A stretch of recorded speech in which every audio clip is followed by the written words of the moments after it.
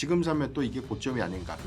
현대모비스, 현대오토에버 같은 계열사 종목들이 52주 고가를 좀 경신을 좀 했었고요. 지분을 인수할 것인가, IPO 일정을 좀 구체화할 것인가.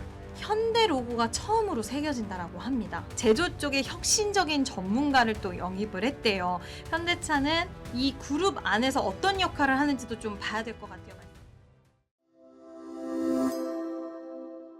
45kg 정도 된다고 했던 것 같은데 20kg인가 그랬던 것 그래요? 같은데. 네, 그걸 네. 옮기는 거를 네. 생각을 했을 때는 딱 네. 말씀하신 부분들이 딱 그쵸. 생각이 났는데 네. 이번에 2016 북중미 월드컵에서 첫 휴머노이드가 아틀라스라고 하더라고요. 공개되는 첫 휴머노이드가. 근데 영상이 나왔는데 정말 너무나 유연하게 축구공을 막 움직이고 해요. 근데 여기서 현대자동차 그룹이 이제 피파 2016 북중미 월드컵 공식 파트너 영상에서 아틀라스를 공개하는데 아틀라스에 현대 로고가 처음으로 새겨진다라고 합니다. 그래서 이 부분에 있어서 시장에서는 좀 의미 있게 봐야 되는 거 아니냐. 전 세계적으로 이 아틀라스가 알려지고 이게 현대에서 만든 거다, 현대 거다라는 거를 공공연하게 하는 거다라는 이야기가 나오고 있는 가운데 지금은 봐야 됩니다, 로봇. 맞아요. 네. 로봇 봐야 노조 이슈로 인해서 국내에서는 이런 노조 이슈로 인해서 자동화에 대한 니즈가 기업들 입장에서 맞아요. 더욱더 커질 수밖에 없고 또 속도를 높일 수밖에 없다. 특히 현대차가 노조 이슈로는 참 오랜 기간 동안 여러 가지의 이슈들이 많이 있었잖아요. 그렇죠. 네. 그렇기 때문에 뭐 일각에서는 현대차가 이렇게 보스턴 다이내믹스를 그때 당시에 그 큰 금액을 주고 어떻게 될지 모르는 그 회사를 인수해온 데는 다 바탕 기저에는 그런 그 고생이 있었던 부분이다라는 이야기가 있을 정도로 국내에서는 노조 이슈가 좀 있는 부분이고요. 그리고 글로벌 시장에서도 인건비에 대한 상승이라던가 그리고 사람들이 점차적으로 위험한 일을 하려고 하지 않습니다. 그렇죠. 그러다 보니 이런 노동에 대한 부분들을 채우기 위해서는 이 로봇에 대한 중요도가 더욱더 올라갈 수밖에 없는데 말씀하신 것처럼 저렴한 가격에 많은 로봇을 사용할 수 있으면 좋겠긴 하겠지만 이게 또 안보, 보안의 이슈로 갈 수도 있는 상황이기 때문에 기술력에 대한 유출이라던가 그리고 여러 가지 정말 로봇을 도입함으로써 발생될 수 있는 문제점을 생각을 했을 때는 중국을 배제하고자 하는 흐름들이 각 기업들 그리고 국가에서는 나올 수밖에 없다라는 이야기들이 지금 있는 거고요. 보스턴 다이내믹스 같은 경우에 최근에 주가가 좀 올라갔던 또 한 가지의 이유가 최근에 소프트웨어 중심 공장 추진 담당 보직을 신설을 했어요. 그러니까 우리가 SDF라는 그 조직을 신설을 했는데 공장 전체를 소프트웨어로 운영하고 통합하고 제어도 하고 하는 이런 역할의 조직을 신설을 했고 새로운 분을 또 데리고 왔습니다. 파델 상무라는 분을 데리고 왔는데 제조 쪽의 혁신적인 전문가를 또 영입을 했대요. 그래서 이쪽으로의 로봇 쪽의 사업의 드라이브를 더욱더 빨리 걸기 위한 움직임이 아니냐라는 이야기가 나왔고 2028년대까지 연간 3만 대 규모의 로봇 생산 체계를 구축한다라고 했는데 네. 현대차와 기아 생산 현장에 25,000대 이상을 도입하겠다라고 계획을 했습니다. 세상에 증명을 했고 여기에 그럼 시장의 관심도는 그렇게 증명을 했지만 테슬라 그리고 우리가 유니트리 아까도 말씀해 네. 주셨고 글로벌 기업들이 있는데 여기와 비교할 수 있는 이들만의 모멘텀은 뭐가 있어라는 그런 의문점은 좀 생겨날 수 네. 있다라고 생각해요. 근데 저는 8월부터 미국의 조지아주에 이 로봇 메타 플랜트 응용센터라는 게 생깁니다. RMAC라고 불리는데 네. 아마 많은 분들이 들어보셨을 거예요. 근데 아틀라스가 이제 지금까지 제조 공정에서 축적된 데이터를 바탕으로 해서 스스로 판단하는 능력을 가질 수 있게 여기서 교육을 하는 교육 훈련 센터라고 생각을 하시면 네. 좋을 것 같은데 완성도를 굉장히 끌어올릴 수가 있고요. 특히 우리나라를 글로벌 로봇 회사들이라던가 글로벌 시장에서 굉장히 좋게 봤던 건 제조업 중심으로 진행이 되는 나라이다 보니까 제조업에 얼마나 많은 데이터를 갖고 있겠냐, 특화된 데이터를 이런 이야기들이 많이 나왔는데 이 부분에 있어서 이제 응용하고 교육할 수 있는 이런 센터를 8월 달에 오픈을 하게 되고요.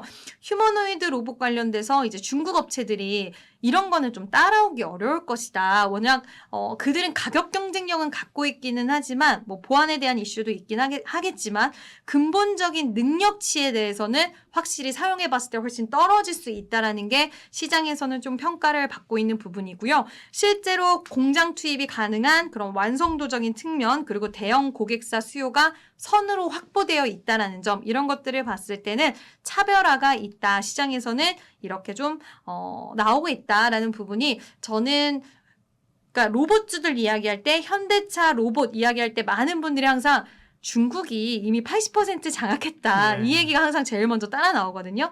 근데 이 부분 봤을 때 뭐 부품 원가 경쟁력이라던가 그리고 완성된 휴머노이드 가격 자체는 훨씬 중국 쪽이 저렴하긴 하지만 그래도 기업들 입장에서는 길게 봤을 때 한 대를 도입하는 게 너무 비싸는 게 부담스럽긴 하지만 기술 유출이라든지 그리고 이게 시간이 지나갔을 때를 생각을 해봤을 때는 결국 완성도 있는 로봇을 찾을 확률이 높다라는 쪽을 지금 시장은 좀 기대를 하고 있는 것 같습니다.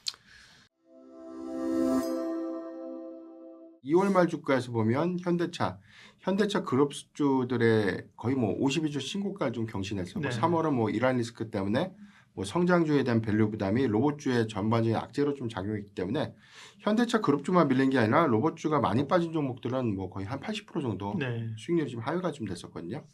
다만 이게 점진적인 이란 리스크가 좀 완화됐던 시점이 4월 중순부터니까 4월 중순부터 대다수 종목들이 크게 좀 반등을 했는데 여전히 현대차 그룹주가 그 반등폭은 좀 미미했었고 이 기점이 한 4월 말에서 이제 5월 초부터 이제 굉장히 크게 반영이 좀 된 것입니다. 그래서 5월 15일 기점에서 보면 현대차와 뭐 현대모비스, 현대오토에버 같은 계열사 종목들이 52주 고가를 좀 경신을 좀 했었고요.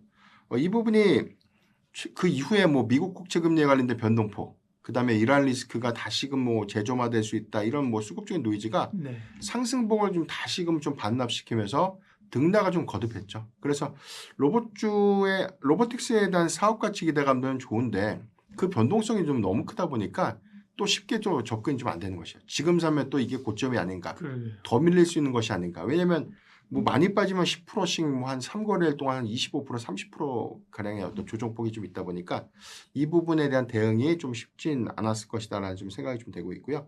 다만 5월달 지표에서 보면 코스피 수익률 19% 대비해서는 뭐 수익률을 좀 다 넘었습니다. 네. 아웃퍼폼을 좀 했고요.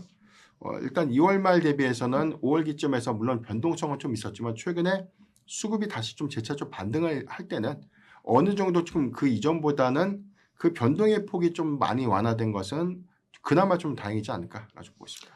IPO 일정이 구체화가 좀 된 것은 아닌데 네. 시장이 좀 기대했던 부분은 아무래도 이제 이 소프트뱅크의 이제 풋옵션 마감 기한이 네. 한 6월 20일 정도 추정이 좀 되고 있는데 그 기한이 임박하다 보니까 음. 일단 지분을 인수할 것인가 또는 IPO 일정을 좀 구체화할 것인가 이 두 가지 선택지가 좀 남다 보니까 그게 좀 기대 포인트가 좀 된 것이고요. 네.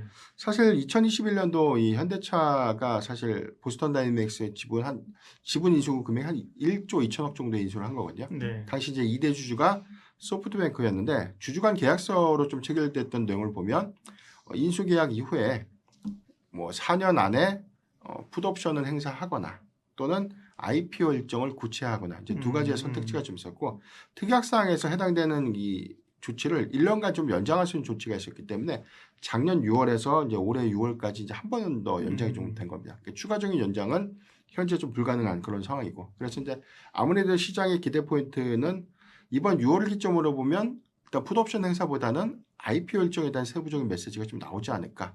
그러니까 그런 기대감들이 좀 작용했었는데 공교롭게도 좀 주가가 좀 밀렸을 때 현대차 그룹의 이제 임원진이 보스턴 다이내믹스의 이제 IPO 일정을 2028년도가 좀 적정하다. 네. 뭐 이런 루머가 좀 있었어요. 이런 것들이 이제 수급적인 어떤 노이즈가 좀 되면서 주가가 좀 밀렸던 것이고 다만 저는 개인적으로 봤을 네. 때 보스턴 다이내믹스의 이제 외형 가치에 대한 기대감들은 당연히 중요하죠. 근데 이게 6월 달에 IPO 일정이 안 나온다고 해서 투매로 좀 봐야 될 것인가 이렇게 보기엔 좀 다소 무리가 있다고 보이는 거고 지금부터 우리가 좀 주목해 볼 포인트는 이미 보스턴 다이내믹스의 이제 IPO 일정을 좀 떠나서 구체화된 그동안 우리 이렇게 하겠습니다가 아니라 정말로 이제 구체화된 실행 단계에서 지금 이어지고 있는 사업 전략들 좀 봐야 될 것 같은데 먼저 이제 단기적인 기대 포인트는 2분기 말이죠. 이제 미국 안에 이제 로봇의 훈련센터 알맥이라고 합니다. 건립이 좀 완공이 좀 됩니다. 3분기부터 이제 운영이 좀 본격화될 텐데 이 부분이 왜 중요하냐면 일단 기존에 이제 훈련에서에 대한 이 데이터를 좀 축적하고 이 데이터를 좀 기반으로 해서 두뇌를 만드는 거예요. 그래서 이제 이런 지표값들이 정말로 이제 하드웨어의 강점을 갖고 있는 휴머노이드 로봇 안에서 스스로 행동하고 제어하고 임무를 좀 수행하는 정도까지 기술 고도화가 재차 좀 이어질 수 있는 부분이기 때문에 이게 소프트웨어에 대한 투자를 확대하고 있는 기업들에 대한 가치에서는 굉장히 중요한 포인트가 좀 될 수 있겠고 알맥의 이 훈련 데이터 부분들은 뭐 매출의 연동 효과 저는 크다고 봅니다. 비슷한 사례를 보면 스케일 AI가 메타로부터 이제 지분 투자를 받았어요. 그러니까 지분 49% 정도를 메타가 좀 인수했는데 이런 기점에서 봤을 때는 알맥도 어느 정도 이제 운영 성과 좀 나온다면 뭐 엔비디아라든가 이제 구글의 투자를 저는 뭐 안 받을 이유는 없다라고 좀 보고 있습니다. 이 부분에 대한 어떤 내용들이 구체화되는 부분들 기대 요인들이 될 수 있겠고 두 번째는 이제 아메리칸 로보틱스의 설립인데 우리가 이제 아틀라스 로봇에 대한 대량 양산 체제를 메타플랜트에서 이제 한다 이렇게 좀 알고 있지 않습니까? 여기서는 아메리칸 로보틱스라는 이제 신설 법인을 통해서 이제 로봇에 대한 어떤 구체적인 양산이라든가 종합적인 규모가 좀 산출될 것이다라고 보여주고 있기 때문에 이 방향성도 상당한 좀 기대 요인들이 될 수 있겠고 마지막은 이렇게 알고 있는 것처럼 이제 보스턴 다이내믹스의 이제 IPO 일정인데 만약에 이게 뭐 이번 연내에 수립된다고 하지 않더라도 우리가 주목해볼 포인트는 추정 가치예요. 1조 2천억을 투자를 했는데 지금 보스턴 다이내믹스의 이제 밸류 가치를 뭐 30조에서 한 50조 정도까지를 좀 전망하고 있죠. 예. 그렇다면은 투자 대비해서 한 50배 가량에 대한 이익 가치가 장부에 좀 반영이 되는 건데 그러다면 이제 가장 큰 수혜가 좀 될 수 있는 종목은 지분이 가장 많은 현대차. 근데 우리가 이제 현대 글로벌 모터스 안에 그 종합적인 어떤 지분들이 다 세분화가 좀 돼 있습니다. 그랬던 뭐 기아도 있고 현대모비스, 현대글로비스 같은 기업들의 각각의 어떤 지분 소유량들이 향후에 IPO 일정들이 확정되고 이에 따른 어떤 밸류 평가가 더 극대화가 되면 당연히 이 지분 가치에 대한 어떤 장부 평가가 그 가치만 놓고 보더라도 저는 주가에 상당한 좀 업사이드 내지는 밸류를 좀 부여할 수 있겠다는 보고 있고 이 부분 다 빼더라도 지금 구체화된 뭐 알맥이라든가 뭐 아메리칸 로보틱스 그다음에 보스턴 다이내믹스의 외형 가치 부분들을 점진적으로 좀 반영한다고 하더라도 뭐 현대차 뭐 TP 120만 원 저는 또 그 이상도 저는 충분히 좀 가능하다라고 좀 보고 있습니다.